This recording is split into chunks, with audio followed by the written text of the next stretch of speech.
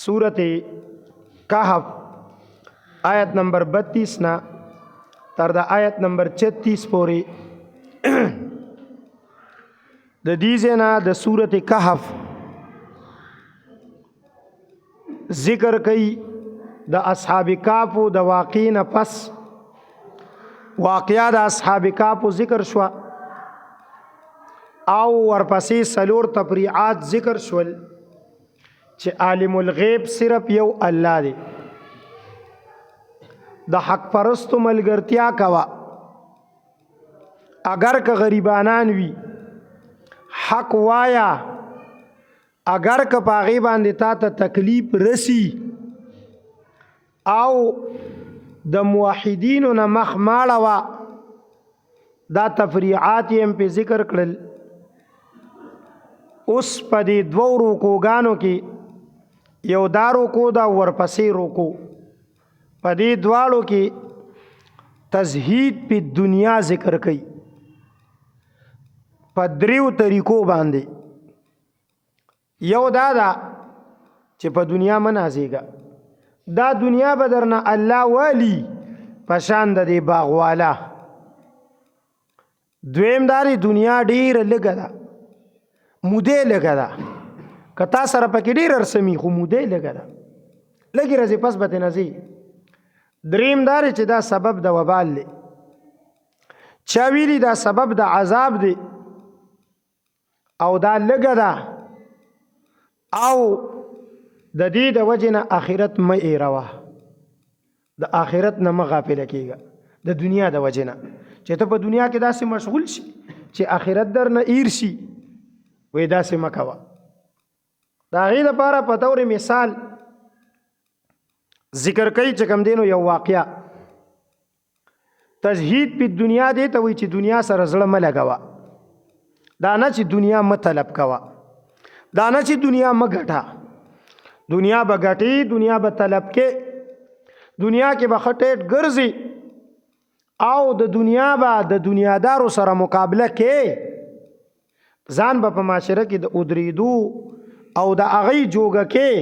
خو دنیا به زړه تن دنه کې تزهید په دنیا دی ته وي دا سني چې د دنیا د وجه نه درنه آخرت پاتې شي واقعیا ذکر کړی دا د دې واقع په اړه کې مختلف اقوال دي یو قول دار در منصور وای چې په شام کې یو علاقه ور رمله د سمندر په غاړه باندې په دغه رمله علاقه کې دورونه اوسېدل د پلار نه ورته 8000 دینار په میراث کې پاتې شوی چا ویلی دي چې دا په بنی اسرائیلو کې دورونه د پلار نه ورته په میراث کې 8000 دینار پاتې شوی چا ویلی دي دا په مکه کې یو دوا یارانو ملګریو یو غریب یو مالدارو عینه ابن حسن فزاری مالدارو سلمان پارسی غریبو چا ویلی دی ابو سلمہ رضی الله تعالی عنہ او دا غرور اسود بن عبد یالیل دا د عبد یالیل زامنو دواړه دا دواړه دي چا ویلی دي چې دا یو دورونه یو مسلمانو دا غنوم یهوذا یا تملیخا او دویم کافرو دا غنوم فتروس یا فرتوس او یا کرتب ذکر کړي دا مختلف نمونه ذکر کړي دي بهر حال چیر سوکو چا مفسرین ویلي مړه بدا سه یو 200 مثال ذکر کړي کدا غمخ کې معینو د پلار نه ورته 8000 دینار پاتې شوی نو چې دورونه ور بس پمیان چې تقسیم کړ سلور د یو شول سلور د بل شول ایو ورور اولګیدلو په 1000 دینار باندې زر دینار ډیر شي دینار به سرو زرو او تقریبا سدرینی می په کم سلور ماسیبو د 3 دینارو نه به یو توله سونه جوړیدا نو د زر دینارو نه تقریبا صد پاسه 300 توله سونه جوړي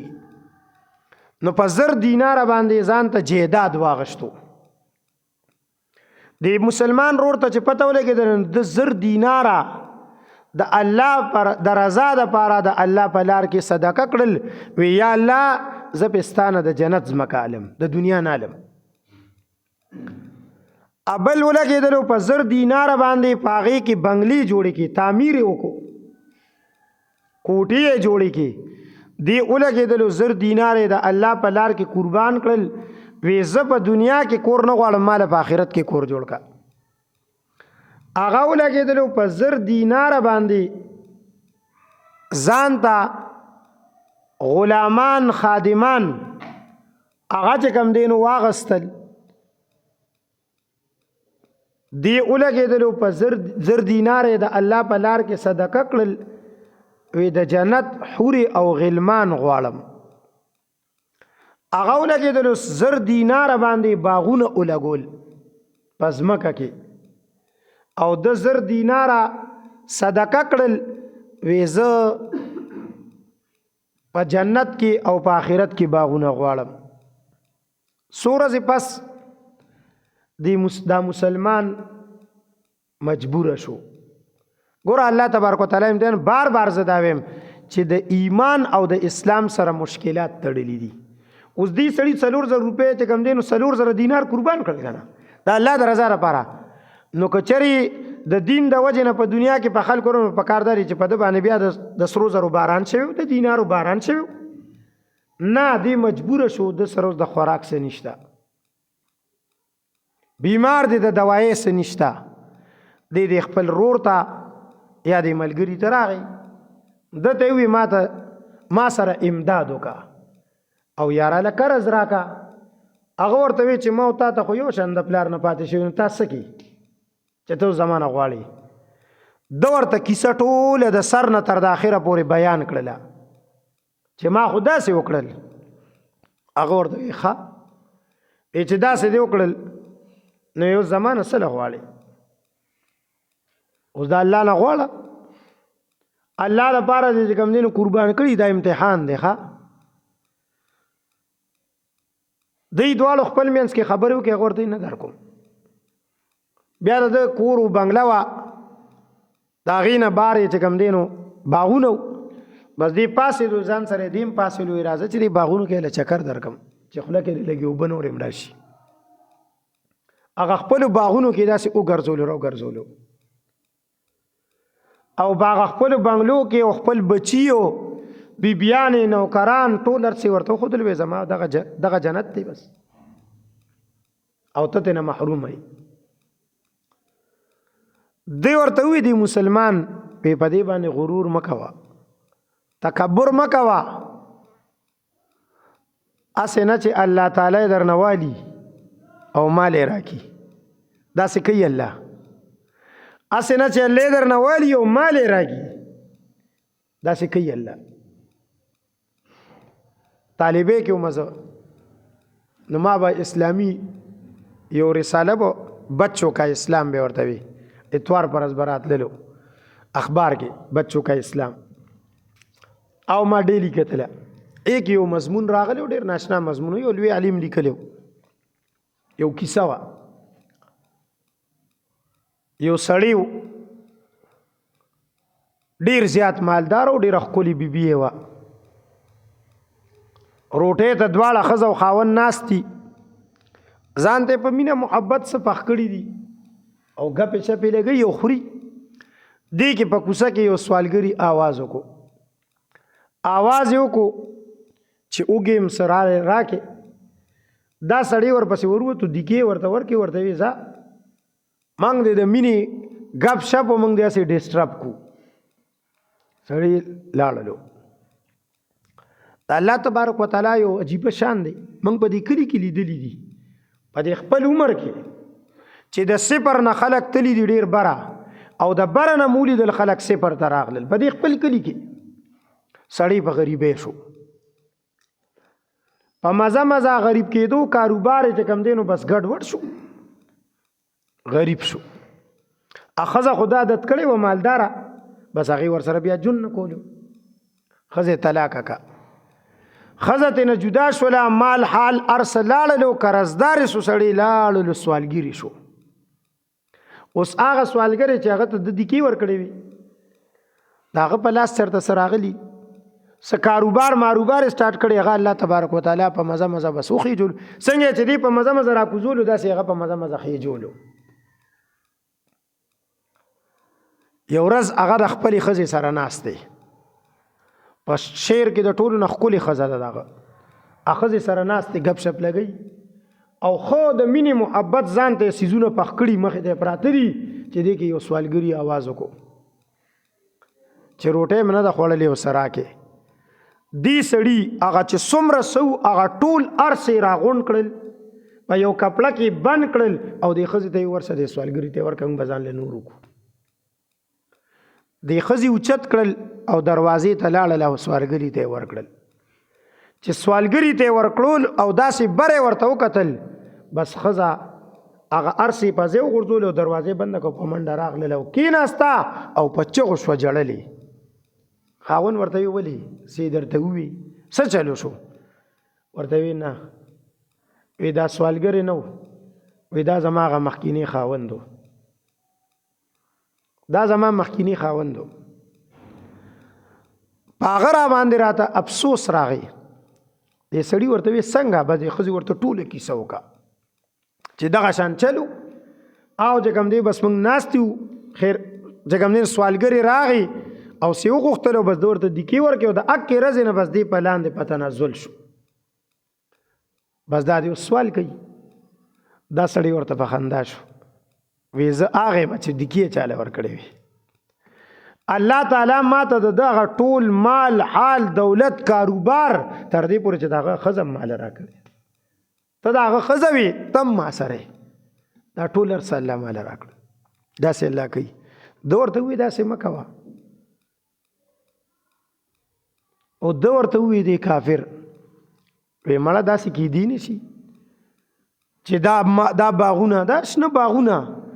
دا زه منم نه چې دا به چېرته چې کوم دی نو اوچ شي او دا به خراب شي او دا به ختم شي د دې د ختمېدو زما ګمان نشته او پاتې شو راستا چې کومه فلسفه ده چې قیامت به یو بیا به دغې د قیامت هم امید نه لرم چې قیامت محمد به نعوذ بالله قیامت هم نه منم او که چېرې قیامت وي نو چې څنګه دلته ماته الله راکړي دي داسې به راته هلته هم راکوي او هلته به راته ستا نه چې کوم دی نو ښه ګوري څنګه چې راته دلته کې الان کې داسې نه ده داسې نه ده سرفراز خان صفدر صاحب رحمت الله علیه دلته یو ناشنا حدیث نقل کړی فرمای ان الله یعطي الدنیا من يحب ومن لا يحب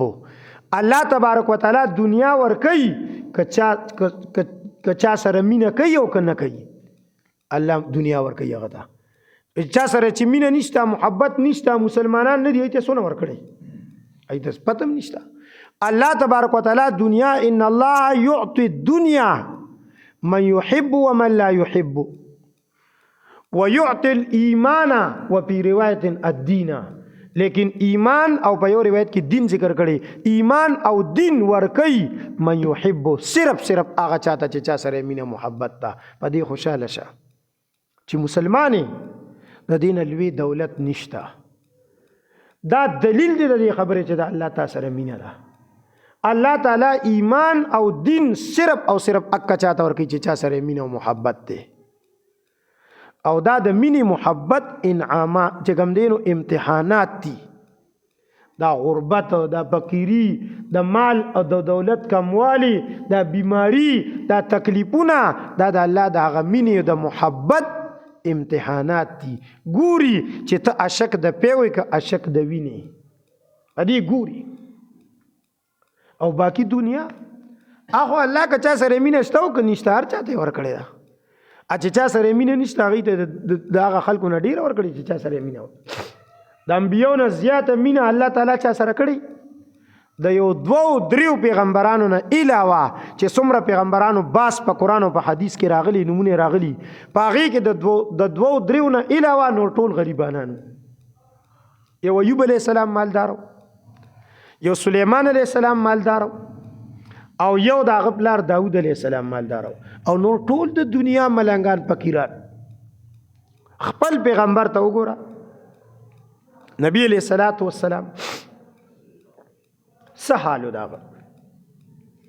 د وفات په وخت باندې داغه ذره د یو یهودي سره په غاڼه کې پرته ده، د یهودي په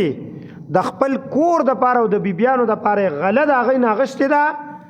او چې کوم دی نو هغې پیسې ورسره نه وي نو ذرې ورسره چې کوم دی نو غاڼه کړې وه د وفات په وخت، او هیڅ هم ته نه دي پاتې. دا نبی علیہ السلام ته یو سړی راغی، سورت توبه کې واقعه ذکر شوی ده، وی ما ته د الله نه سوال وکړه، دعا وکړه چې ماله الله مال راکړي. نبی علیہ السلام ورته وی زه ستا لپاره عبرت او سبق کافي نیم، ما سره مال دولت شته، اوس هم خلک ګرځي پیرانو پسې مولیانو پسې، یاره جي وظیفه راکړی چې داسې هغه نه دا تپوس نه کوي چې ستا څه حال دی، هغه د 100 روپو ته ناست دی، دی ورته لاس کې سل کی دي، بل ورته سل کی دي، او نورو خلکو ته وظیفه ورکوي، وظیفه واله ځا بسي که باچا بشي په خبر ورسل، نور خلک وظیفه باچاهان کوي لیکن ځان له دا حال. نبی علیہ الصلوۃ والسلام ورته وی مال وګوره، ماله زه یو ورځ خورم او 3 ورځې ناره تیروم، دا چې څه الله درکړي په دې صبر کوه، شکر کوه. هغه وی نه جی بس زه وایم چې بس بیا په جنګونو کې او په جهاد کې لګوم او په خلکو لګوم او جماعتونه جوړوم، اوس هم خلک داسې وایي. عبدالرحمن بابا هغه سره خو ډېره دنیا وه، عبدالرحمن بابا دا کمه مقبره چې ده د عبدالرحمن بابا دا ټول د جیدادو خپل، دا د خپل ذاتی جیدادو دې ټول وقف کړي، دغه خوشه علاقه زرخانه ورته وي، دا ټول علاقه دا د عبدالرحمن بابا ذاتی دې ټوله صدقه کا دغه شان دي خلکو ته ورکړله. او بیا به دا شعر وي، وی د دلبرو صدقې لره یې غواړم، د دلبرو صدقې لره یې غواړم، هسې نه چې په دنیا پسې زهیر یم، دنیا پسې لیونی نیم، خو غواړم دنیا صرف او صرف دې لپاره چې په دلبرانو یې صدقه کما. دلبران څوک؟ نیکان خلک، چې په نیکانو خلکو باندې صدقه کم، په خپلو یارانو باندې صدقه کم، وی صرف دې لره غواړم، د دلبرو صدقې لره غواړم، هسې نه چې په دنیا پسې زهیر یم. او نبی علیہ السلام هغه ته وی صبر کوه، هغه صبر نه کوم. اوس هم خلک وایي یاره که ما سره وي نو ما به داسې کړی، دروغ وایي. چې کم سړي سره په جیب کې 100 روپۍ دی، په 100 روپو کې 1 روپۍ خرچه نشي کولی، 1 روپۍ. ستا څه خیال دی چې دی به د 100 روپو نه 10 روپۍ صدقه وکړي؟ 10 د جیبه چې وځي نو سړی به پرې ډېر دردېږي که 1 روپۍ وځي، خبر ورسې داسې دروغ وایي. خو بهرحال هغه وی زه صدقې کول غواړم. نبی علیہ السلام لاس اوچت کو، ته حساب وکړه چې نبی علیہ السلام چا لپاره لاس اوچت کړی که نه، هغه ته الله ورکړی. چې لاس اوچت کو سړي باندې راورېدل شروع شول، یو څو میاشتې پس سړی اوس منځونو له نه راځي، صرف جمعه په جمعه راځي. نبی علیہ الصلوۃ والسلام یې سړی نه ښکاري، سړی نه ښکاري. ثعلبه نوم د هغه، ثعلبه بن ابي حاتب، ثعلبه نه ښکاري. خلکو ورته وی یا رسول الله صلی الله علیه وسلم مال حال یې ډېر شوي دي، د مدینې نه بارې ځان له جیدادونه اغوستي دي، هلته یې نه اوزګارېږي. څو ورځې پس د جمعې نه پاتې شو، جمعې ته هم نه راتله. نبي علیه السلام یې سړی نه ښکاري، وایي د هغه سړي مال حال ډېر دی، نه اوزګارېږي ستم. وایي ښه. د زکات میاشت راغه، لکه څنګه چې اوس زموږ پښتانه او عام طور زموږ ټول ملک پنجابیان هم ټول رمضان کې زکات ورکوي، نورم مسلمانانو ملکونو کې داسې. بس د زکات میاشت راغه، چې د زکات میاشت راغه نبی علیہ السلام ورپسې سړی ولېږلو. نبی علیہ السلام به زکاتونه خلکو نه راجمع کول، د څاروو زکات به نبی علیہ السلام د خلکو نه راجمع کولو. او د نقد و زکات نبی علیہ السلام به خلکو ته په خپل اختیار ورکوي خلکو ته چې زکات پسې سړی ولېږلو نو هغه وی دا خو څه ټیکسونه غونته دي نو انکار یې وکړو سړی چې راغی نبی علیہ السلام ته وی نبی علیہ السلام ما خو دته ویلي دی بدبخته ته چې داسې مه کوه مال مه غواړه او چې څنګه سړی راغی وی ثعلبه خو داسې وي او دی کې جبرئیل علیہ السلام راغی او دغه په باره کې وحی راوړله ومنهم من عاهد لئن آتانا من فضل لنصدقن ولنكونن من الصالحين فلما آتاهم ما بخلوا به فأعقبهم نفاقا في قلوبهم الله بما د پزړه کې نفاق او کرلو بوزغلی میکو خلق ورپسې لاړ وی ظالم استا په باره کې د منافقت آیاتونه نازل شول منافق شوی په پخو کانو دلته نزان سره ساروی را روان کړل راغی نبی رسول الله ته ځا دا یو موکي بیا موږ در چرنالو وې نه غشتل تینا ابو بکر ته راول لغوي چې پیغمبر یو کار نه کړی زه څنګه وکم عمر ته راول وې زمانہ مخکې دوه داسې سړی تیر شوی چې هغه کم کار نه کړي عمر هغه کار نه کوي د عثمان په زمانہ کې عثمان ته راول لغوي زمانہ مخکې درې کسان تیر دي او هغه د ارچا د لپاره نمونه د هغه درې کسان او چې هغه کار نه کړي ځاغه نه کو صحابي فرمایي د عثمان ترانو په زمانہ کې د مدینه په کوڅو کې بغرزیدو په سر باندې به خوري چولې لیونی او دک شانته منافق لاړو مړ شو ګوره الله سره دی وعده کړی هغه وعده به پوره کې خبر چې رجی چې کم دینو داسې وشي نو داسې بقوم بیا نو بیا بکې وګر بیا بدر ثعلبه جوړیږي نو دلته کې دا واقعیا ذکر کړي دا د تزهید په دنیا لپاره نور په الفاظو کې خبرې دي ان شاء الله کوي نو د چې داسې وی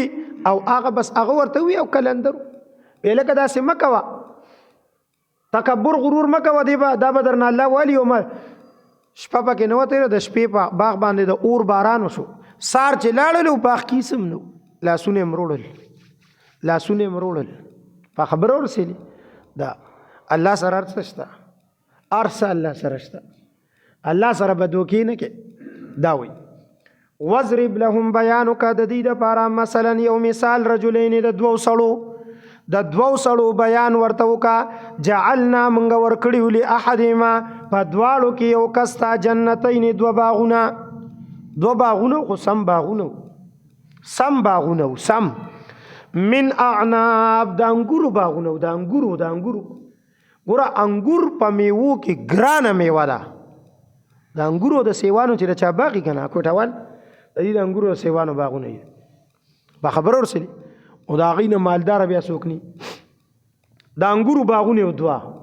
خو د باغ نه خلک شپول راتاوي غیر چاپیر اشپول چې کم دینو دغه د کیکر میکر او چې کم دینو د دې سیزونو ازغیداري ونی منی یا داسې سیزونه چې کم دینو کری یا چې کم دینو اسې باړ لرګي مرګي لګي یا دنه دیوال لیکن د انګورو د باغ نه غیر چاپیر شپول د سشیو وحپپناهما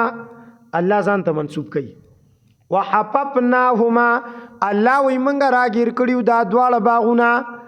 بنخلن پکجورو دا غد د انګورو د باغ نه ورته غیر چاپیر شپول د کجورو کړیو مینس کې باغونه د انګورو غیر چاپیر شپول د کجورو سمره خوند او مزه بکي خپل نقطه وګوره انګور په یخ علاقه کې کیږي په ګرمه کې نه کیږي انګور د یخ علاقه پیداوار دی او کجوره د ګرمه علاقه پیداوار دی او الله وی ماده په یوز مکه کې دا دواړه کړیو په یوز مکه کې نو بیا پکار دا چې شکر د الله وکنه کله الله تبارک وتعالى دا سیو کی دواړه سيزونه ورکی په خبر ورسېلی زامن مورکی لوریان مورکی نو شکر ادا کول پکار دی کنه نا شکری خو نه دی کول پکار کله الله تبارک وتعالى جیداد مورکی او نغمال مورکی نو شکر ادا کول پکار دا وی وحففناهما ومن راګیر کړي وغدواله شپول مترا چا پیرا کړو بنخل د کجورو وجعلنا بینهما زرعا. نو که تاسو کتلی دا انګور داسې خلق انګور خو لاندې بس یو جړوي او پاس چې کوم دی خو غټ چپرې جوړ کړي په هغې باندې خور وړي نو لاندې ځمکه خالي پرته هغه لاندې چې ځمکه خالي پرته وه په هغې کې وی په هغې کې مې ورته نور فصلونه راټوکولي وو په یو ځمکه کې 3 سیزونه په هغې کې مې ورته نور فصلونه وجعلنا بینهما او منګه پیدا کړیو د دې انګورو د کجورو په منځ کې زرعا نور فصلونه پیاز پکې وو اوږه پکې وه بینډې پکې وې تورې پکې وې د دنیا سیزونه غنمو جوارو ګنیو ارس و زرعن کې ارس راځي دا دونه ارس چې ونو خو شکر پکارو کلتا الجنتین دغه دواړه باغونه آتت اکلها پیدا کوله به خپل میوه ولم تظلم منه شیئا او نه به کموله د هغې نه څه شي یو ذره به هم نه کموله رس ترزه به پیدا کوله زیاتوله به خو میوه به کمیده به نه دا د الله امتحانو وفجرنا خلالهما نهرا او منګه جاری کړیو د دې باغونو په منځ کې نیرونه اوبې هم خپلې وي کم پټې چې په اوبو باندې خودکپیلي هغه پټې چې کم دی نو د ترقې وي او د کم اوبه چې خپلې نی ته په سوال خلکو نه اوبه غواړي کله جنریټر لګي کله باران ته په انتظاري هغې کې فصل سم نه کېږي د هغه فصل او د نیری چې خپلې اوبې دي ذاتي د هغې د ځمکې او د اسمان فرق وي الله په زکات کې هم فرق کړی دی د ځمکې او د اسمان فرق دا وایي وکانه له ثمر او د چې کوم دی نو ثمر څه شی دی مفسرین فرمایي د ثمر نه مراد دی د آمدنې نورې ذریعې تجارتونه مو دکانونه مو کورونه کوارټرې مو د هغې نه به هم کرایانې راتلې دا د آمدنې ذرایع دي ګاډي مو د هغې به هم سورلې به کولې لوډینګ به کولو دا ټولې دا د آمدنې ذریعې دي یا چا ویلي د ثمر نه مراد دی بچي ولې حدیث شریف کې بچو ته چې کوم دی نو د زړه ثمر ویلي د زړه ثمر دا کله چې د انسان وړوکی ماشوم وفات شي الله دې دا امتحانونه په چا نه راولي او چې راشي د الله د طرف نه نو صبر به پکې نو الله تعالی فرشتې ته وایي چې تا اخسته ثمرة فؤاد عبدي زما د بنده د زړه میوه دې واغشتله د هغه نه فرشته ورته وی او نو وی سی وی الله ستا تعریف کولو انا لله و انا الیه راجعون وی اسی نن سبا دې معاشره کې فرشته به د الله ته وی چې ستا تعریف کولو صرف ورته دا وی چې چغې والی نو رمباړي اسی د بادرې به چې کوم دی وی چې زه دونه بادرې ما اوس وړوکي بچي مړ دي رمباړي وی پزانې پیریان راوستي دي په کټ کې رغړي دا مونږ کې دا شی دی و د الله بنده دا خو روانه سلسله ده اته ولې رغړي نو فرشتې نه تپوس کوي الله مو چې تا صبر نه کړي فرشته خو ورته دا نه وي چې صبر مو چې صبر یې کړي انا لله و انا الیه راجعون ویلي چې الله را کړی الله واغشتو نو الله تعالی فرشتې ته وی ورشه زما دې بنده ته په جنت کې یو کور جوړ کا او په هغه کور د پاسه یو بورډ ولګوا او په هغه بورډ باندې ولیکه بیت الحمد دا الله حمد کړي دا د هغې کور دی دا د هغې کور دی داسې صحابیت تیر شوي دي دا صحابیت ناشنا خلک بار بار تاسو ته وایم چې خپلو ښځو ته د موبیلو په ځای د ډایجسټو په ځای سیر صحابیات نومي کتاب دی سیر صحابیات سیرت عائشہ د عائشہ رضی الله عنها سیرت فاطمه د فاطمه سیرت دا ورته راوړه د صحابو سیرت یو صحابیه وه د ابو طلحه رضی الله تعالی عنه بیبي وه زوی یې مړ شوی و زوی ښه مزېدارې ولامبولو کپن کې اون غاړلو او کوټه کې واچولو او ځان یې ښه ښکلي مزېدار سینګار کو ښه مزېدار د هغه زمانې چې څه ډول سینګار و هغه یې وکړو مازدیګر د ابو طلحه به راځي ماښام ابو طلحه راغی خوراک یې ورته تیار کړی خوراک یې ورته کېښودو خوراک سا کې پې وکړلو د هغې نه پسې چې کوم دی نو ځان سره مشغول کو ابو طلحه ضرورت هم پورا کو دا غینه پس ورته دا بیبي وی کتا ته یو سړی امانت درکې او به درنوالی نو ته ستا به په هغې څه کیفیت وي دی وایي زه په هغې نه خفه کېږم وی ځکه چې ما ته یې راکړی دی چې دا واله لکه تا سره امانت دی او سبا راغی چې لکه ماله امانت راکړه خو بس ور به کوم ورته نو زه خو پرې خفه کېږم نه وی ستا زوی سره داسې کار شوی ابو طلحه رضی الله عنه خفه شو خفه په دې نه شو چې زوی مې مړ دی خفه په دې شو ښځې ته وی چې زما زوی مړو نو تا په ما دا لانجې کونجې ولې کولې لاړو نبی علیہ السلام ته په شکایت نبی علیہ السلام ته شکایت وکړو چې داسې کار وشو هلته مې زوی مړ دی په کوټه کې پروت دی او دلته کې بیبي را سره داسې د ده د تلو نه مخکې جبریل علیہ السلام نبی علیہ السلام ته راغلی وی چې ابو طلحه راشي ورته زیرې ورکړه چې په دې بیګانې شپه باندې الله تعالی تاسو ته په جنت کې یو محل تیار کړی دی چې هغه محل په هیڅ قسمه عمل باندې نه حاصلېږي دا صرف او صرف په صبر چې هغې بیبي د صبر مظاهره وکړه په خبره ورسې په ځان به تورې نورې نه راولي وکانه له ثمر او داغه چې کوم دی نو آمدني داغه اولاد داغه میوي فقال لصاحبي دوی د خپل ملګري ته وهو يحاوره حاور يحاور محاوره څه ته ویلي خبرې اړول راړول چې یو سړی چې کوم دی خبرو کې هغه د جواب کې دی هغې جواب کې هغه د دې جواب کې دی ته محاوره وي سوال جواب وهو يحاور داغه سره خبرې اړولې راړولې او په دې خبرو اړول راړول کې ورته څه وایي انا اکثر منک مالا واعز نفرا زستانه ټیکم دینو په مال کې ډیرم او په اولاد کې ډیرم زما ستانه ډلیم ډیری دي ولې د ماردار سره ډلی ډیری ډلیم ډیری دي ډلی او زما چې کم دینو مالونه ډیر دي او تاسو مړه چې کم دینو اسه خوار پړه کې هیڅ دیم نشته ریل گاډي دیم نشته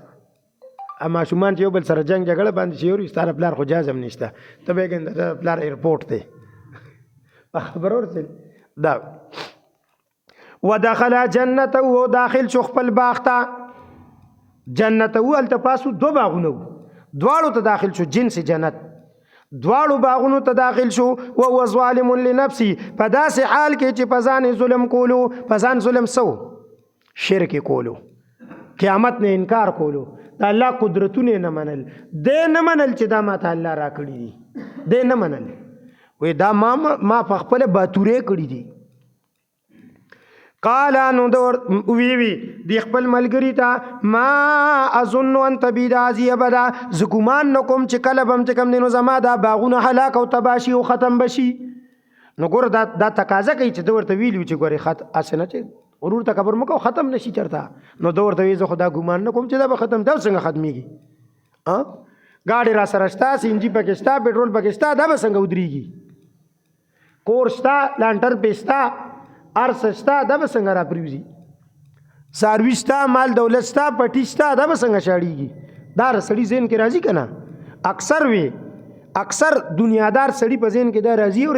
په ذهن کې دا راځي چې مړه دا سيزونه به ما سره ټول عمرې دا به زړه کې نه راولي زړه کې به ټول عمر دا راولي چې کیدی شي چې دا سبانی کیدی شي چې دا براولي کیدی شي چې دا سبانی دا اولاد می سبانی دا مال دولت می سبانی دا بزان سره ذهن کې راولي دا به نه چې ما سره به ټول عمر دای ز چاتم نه محتاجه دا به نه وي دا سی وي وما اظن الساعه او زګمان نکوم په قیامت باندې قائمتن چې قیامت به قائم شي د قیامت د قائمېدو ګمان نه لرم چې قیامت به راشي دا دلیل دی په خبره چې دورته ویلو چې قیامت چې دورته کیسه کړي و چې ما ارسه صدقه کړی دي قیامت نه پس براته ملاويږي نو ورته قیامت څه شي وي مونږ به د مرګ نه پس بیا ژوند کیو مړوي زه خو په دې سيزونو ایمان نه لرم زما دا سيزونه چې کوم دي نشته ولا اردت لیکن کچری ز وګرځیدل شم زه واپس کړی شم الی ربی خپل رب طرف ته بقول استا کچری وګرځیدلم لا اجدن خیرا منها منقلبا نخامخابا عموما التا منها د دې باغوننا خیرا غورا منقلبا په اعتبار د واپسې چې زه بیا هلته واپس لاړ شم که نه نو دا به بیا به تو وینې ما سره به د دین هم ښه باغونه وي. داسې د نبی علیه السلام په زمانه کې یو سړی و عاص ابن وائل د هغه نوم عاص ابن وائل 14مه سپاره کې سورت مریم کې دی پس دا سورت مریم دی د دې 77 نمبر سورت دی آیت دی 77 نمبر د اتمې رکوع د پاسه دی اتمې رکوع. عاص ابن وائل د نبی علیہ الصلوۃ والسلام یو مخلص صحابي دی خباب رضی الله تعالی عنہ. خباب دی لوار دی عاص ابن وائل ته سکار کړو کار نو د ورته پیسو پسې دی ورغی چې لکه ما درته کار کړی دی پیسې راکا. هغه ورته پیسې نه در کوم زور اورو وی پیسې بالی در کوم چې ته دوباره واپس چې کوم دی کفر ته راوړي ایمان پرې دی د پیغمبر صلی الله علیه وسلم مجلس پرې دی. خباب ورته وی چې ته مړ شي او بیا ژوندې شي وی چې کوم دی نو د پیغمبر ملګرتیا نه پرېږدم او پیسې نه غواړم. نو د ورته وی عاص بن وائل ویل د مرګ نه پس دوباره ژوندون شته څه؟ هغه ورته وی او دوباره به ژوندې کېږي. وی زه چې دوباره ژوندې شم بیا به درله درکم که نه؟